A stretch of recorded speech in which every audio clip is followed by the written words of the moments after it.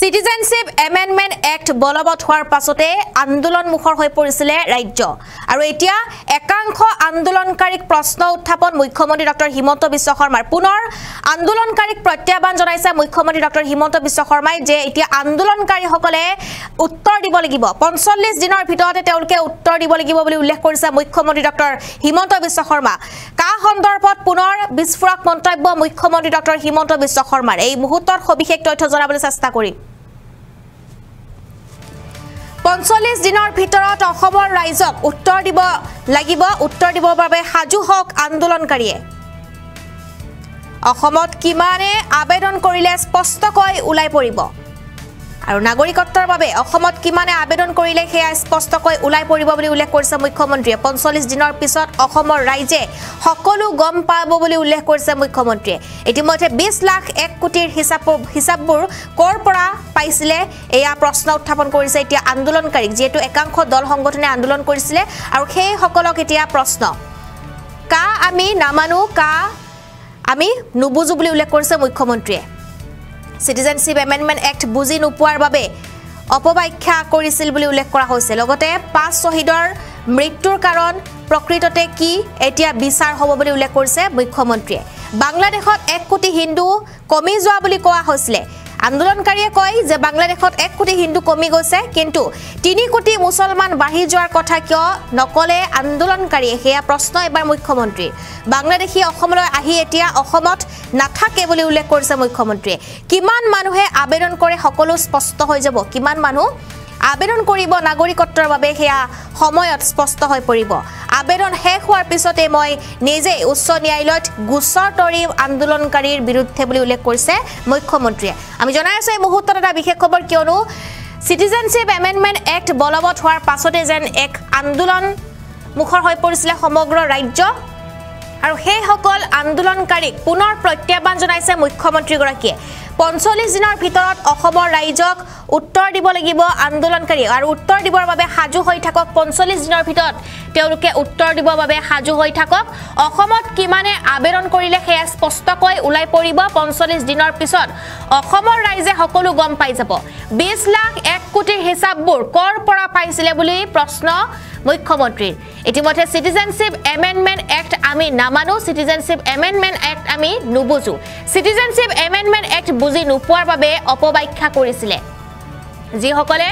Citizenship Amendment Act বুজি নাপায় তেওঁলোকে অপব্যাখ্যা কৰিছিলে বুলি উল্লেখ কৰিছে মুখ্যমন্ত্ৰী আৰু 5 শহীদৰ মৃত্যু কেনেকৈ হৈছিলে তাৰ প্ৰকৃততে কাৰণ কি এতিয়া বিচাৰ হ'ব বুলি উল্লেখ কৰিছে মুখ্যমন্ত্ৰী যেহেতু 2019 চনত যেহেতু Citizenship Amendment এক্টৰ বাবে এক ভয়ংকৰ প্ৰতিবাদ সাব্যস্ত কৰা হৈছিল আৰু গুলিয়াই হত্যা কৰা হৈছিল 5 জনকৈ লোকক আৰু তাৰ পিছতে সেই 5 শহীদৰ মৃত্যুৰ কাৰণ প্ৰকৃততে কি আছিল এতিয়া বিচাৰ হ'ব বুলি উল্লেখ কৰিছে মুখ্যমন্ত্ৰীয়ে বাংলাদেশত ইতিমধ্যে 1 কোটি হিন্দু কমি যোৱা বুলি কোৱা হৈছে আৰু আন্দোলনকাৰী সেই কথা কৈছে কিন্তু 3 কোটি মুছলমান বাঢ়ি যোৱা কথা কিয় নকলে বুলি উল্লেখ কৰিছে মুখ্যমন্ত্ৰীয়ে বাংলাদেশীয়ে অসমলৈ আহি এতিয়া অসমত নাথাকে কিমান মানুহে আবেদন কৰে হেয়া সকলো স্পষ্ট হৈ যাব আবেদন শেষ হোৱাৰ পিছতে মই নিজে উচ্চ ন্যায়ালয়ত গোচৰ তৰিম বুলি উল্লেখ কৰিছে মুখ্যমন্ত্ৰী ডক্টৰ হিমন্ত বিশ্ব শৰ্মাই এই মুহূৰ্তত তেওঁৰ সেই গুৰুত্বপূৰ্ণ মন্তব্য শুনাই ল'ব বিচাৰি আমি কি কৰিলো ইয়ে জুনে কৰিছে I am not very enthusiastic about the CA things কানি গুটে মানুহবিলাকে উত্তৰ দিব লাগিব অসমখনৰ কেছটো আমাৰ আবেগত চলুটো আমি কোনেও কেছটো ধৰিব পৰা নাই কথাটো হ'ল CA there is a cut off line 1/1/2014 so তুমি যদি 1/1/2014 ৰ আগত আহিছিলা why you have not applied NRC বাকি ষ্টেটত যদি 21ত সোমোৱা মানুহজনেও কয় যে মই 14ত আহিছো তেওঁৰ প্ৰুফ নাই অসমত প্ৰুফ হৈ গল যে মই 2014ৰ আগত আহিছো কাৰণে মই এনআৰসিত এপ্লাই কৰিছিলো নহলে তো মই নাই হেকাৰণে অসমত সিএত এপ্লাই কৰা মানুহ আটাইতকৈ কম হ'ব এতিয়া পোৰ্টেল খোলা আছে এভৰি ডে আপোনালোকে চাব পাৰিব অসমৰ পৰা পোৰ্টেলত কিমান মানুহে আবেদন কৰিছে So this law will be complete insignificant in Assam. There is no citizenship will be given by the central government. There is no role of federal government or state government. Citizenship is always a subject of the federal government. But law is very clear that you have to give evidence prior to 2014. অসমত যদি তুমি এনআরসিতে apply কৰা নাই তেলে 2014 আগত তাৰমানে তুমি নাই আহা হেকানে এই যে ইমান দিন যে আমি আবেগ কৰিলো যেনেকে হিন্দুস্তান পেপাৰ কৰ্পোৰেচন বন হৈছিল মানুহে আন্দোলন কৰিলে আমি কি কৰিলো আমি পৰিকল্পনা কৰিলো ৰাস্তাত আজি যদি সিয়ৰি থাকিলহেতেন সেমিকন্ডাক্টৰ আহিলহেতেন নেকি কিন্তু আমি গলো আমি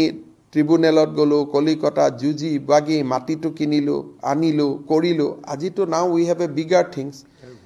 সো ভিআৰএস দিলো যেটি আমি 700 কোটি টকাৰ ভিআৰএস দিছিলো আমাকে প্ৰশ্ন কৰিছিল যে কিয় দিলো বাট মই জানো যে this is a big investment we are making so তেনেকে আমি বিবেকে দি চলি এতিয়া 5 জন শহীদৰ মৃত্যুৰ উত্তৰ বহুত মানুহে দিব লাগিব আফটাৰ 45 ডেজ ইলেকশনৰ আগদিনাখন হিসাব কৰিলে হল অসমত কিমানে আবেদন দিছে বহুতে কৈছে না যে ভোটৰ আগত আমি চাম তো এটোতে এটা খোলা কিতাপ হৈ গল কোনেওটো আবেগিক কৰিব নোৱাৰে কালি 17 জন মানুহে গুজৰাটত সিটিজেনশিপ পালে এতিয়া অসমত কিমানে এপ্লাই কৰে কিমান এপ্লিকেশন ডিসপোজ হল এতিয়াটো মানুহৰ আগত আহিব তেতিয়া উত্তৰ দিব লাগিব নে নাই যে এই 20 লাখৰ সংখ্যাটো কত পাইছিলে বাংলাদেশত 1 কোটি মানুহ কমি গল আৰে কনভাৰ্সন হে হল মানুহখিনি অসমতটো আহা নাই অসমত জুন আহিছে কিন্তু এনআরসি ক্যাপচাৰ কৰি ললে এনআৰসিত আবেদন নকৰা এজন মানুহ ইয়াত সোমাব নোৱাৰে কাৰণ ইতি যে আমাৰ সিস্টেমটো লগ হৈ আছে ইয়াত এজন মানুহ আহিব নোৱাৰে বাঢ়িব নোৱাৰে হেকানে যুক্তি ইয়াত কোনেও দিব নাহে ডাঙৰ সমস্যাটো হৈছে কি কা আমি নামানো নুবুজু আৰে নুবুজিলে কেনেকে কৰিবা বুজিলেহে আন্দোলন কৰিব পাৰিবা হেকানে অসমত গুটেটো এটা ফিয়াস্কো হ'ব there will be no fresh application পিছত আমি কেম বহাব লাগিব এনআরসি বায়োমেট্রিক লগ হৈ থকা মানুহখিনি কাৰণ এপ্লিকেশন কৰ বুলি আজিটো 4 দিন গলে কেটা অসমৰ পৰা আবেদন হল 13ত announcement হল 12ত না আজিটো 4-5 দিন হলে there was not a single application from Assam portal to খোলা আছে এটা কিমান ডাঙৰ 855 লাইনত গৈ আছে কা আন্দোলনটো উত্তৰ দিব উল্টা পৰিব এটো কাৰণ মোৰ অসমৰ পলিটিক্সৰ ওপৰত এটা ভাল আন্ডাৰষ্টেণ্ডিং আছে মই জানো যে অসমত মানুহ নাহে কাৰণ ইয়াত ইকোসিস্টেমটো ইমান ষ্ট্ৰং মানুহে একসেপ্ট নকৰে এটো কৰিডৰ হিচাপেহে ইউজ কৰে হুমাই পেলাই উলাই যায় আৰু অসমৰো ইভেন বাংলাদেশী মুছলমানো অসমত নতুন হুমুৱাই নাই উলাই গুছি যায় অসমৰ পৰা কাৰণ আমি ইয়াত ইমান বস্তুটো ডিবেটেবল হৈ গল ইয়াত কলিকতাত গলে ট্ৰিবুনেল নাই আইএমডিটি নাই কলিকতাত গলে ডি ভোটাৰ নাই গতিকে মানুহ অসমত থাকিব নে বেংগলত গুছি যাব বিহাৰত গলে ডি ভোটাৰ ট্ৰিবুনেল নাই অসমত পায় 100 টকা লেবাৰ কৰিলে গুজৰাটত গলে 300 টকা অসমৰ মানুহে যদি গুজৰাটত গৈ আছে কাম কৰিব কৰ্ণাটকত গৈ আছে એટલે বাংলাদেশৰ মানুহ গুজৰাট কৰ্ণাটকত নগৈ অসমত কিয় আহিব there was a time যেতিয়া অসমত ল্যান্ড আছিলে মাটি আছিলে ফুড ফৰ গ্ৰো প্ৰগ্ৰাম আছিলে সাদুলাৰ দিনত that was the time so Assam is out of this problem আৰু পিছত মই after election I would like to join with all of you to a session the foreigners problem resolution what is the present situation we can discuss in an academic way very very nicely lot of misconception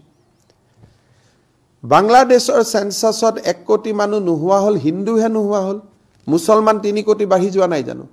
তাৰমানে these people has been converted to Islam না কিমান half news দিয়ে যে হিন্দু কমি গল সেই খবৰটো অসমত দিয়ে কিন্তু মুছলমান বাঢ়ি গল সেই খবৰটো নিদিয়ে So, ইমান সাংঘাতিক ধৰণে অসমৰ লেফটিজিমটো চলে যে আৰে গিভ ফুল ডেটা